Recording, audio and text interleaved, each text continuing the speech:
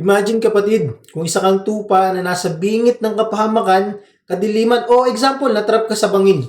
Sa tingin mo kapatid, sino pupunta sa iyo para iligtas at tulungan ka kahit napakadelikado? Yung bayarang pastol ba?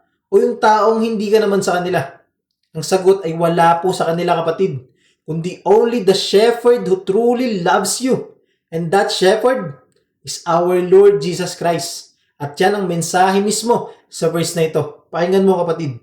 Ako ang mabuting pastol. Iniaalay ng mabuting pastol ang kanyang buhay para sa mga tupa. Bakit sinabi ng Panginoong Hesus ito dito sa verse na to? Kasi sa kultura po ng mga Israel, ang pastol o shepherd ang pinaka-protector ng mga tupa. Hindi lang siya basta tagapagbantay. Siya ang sandigan, tagapagligtas at tunay na nagmamahal sa kanyang mga tupa. Pero ang Panginoong Hesus, hindi lang po siya basta shepherd. He is the good shepherd. At anong ibig sabihin nun? Siya ang pastol na nag-aalay ng buhay. Hindi niya sinabing, I will protect them hanggat kaya ko, kundi I will die for them. Hindi tulad ng bayarang pastol na tumatakbo kapag may panganib. Ang Panginoong Hesus, hindi tumatakbo palayo. Siya pa ang tumatakbo papunta sa panganib para iligtas ka.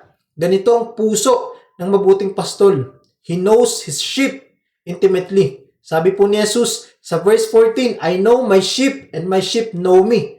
Alam niya ang takot mo. Alam niya ang kahinaan mo. Alam niya ang struggles mo kahit hindi mo pa sinasabi sa kanya.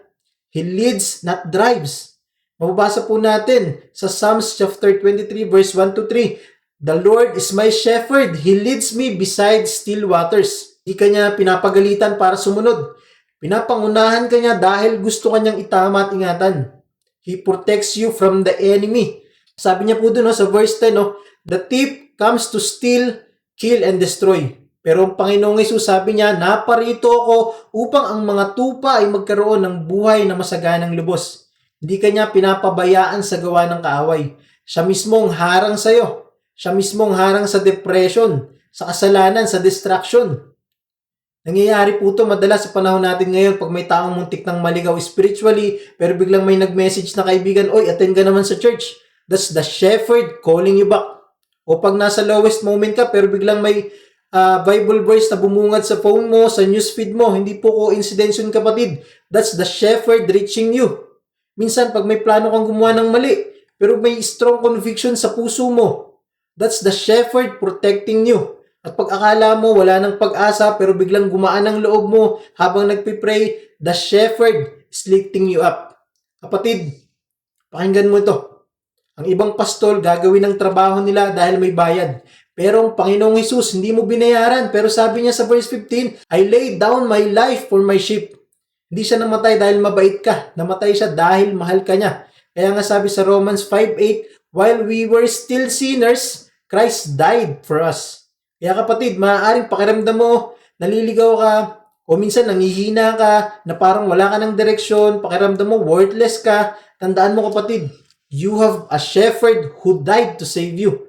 Hindi ka niya iiwan, ni pababayaan, ni hahayaang kainin ng kaaway. Kung napalayo ka, the good shepherd is calling you back.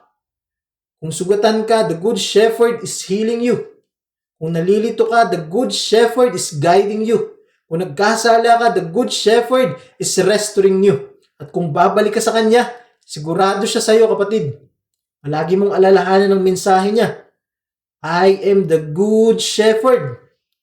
Kaya kapatid, tandaan mo, Jesus didn't just say it. He proved it at the cross. Amen?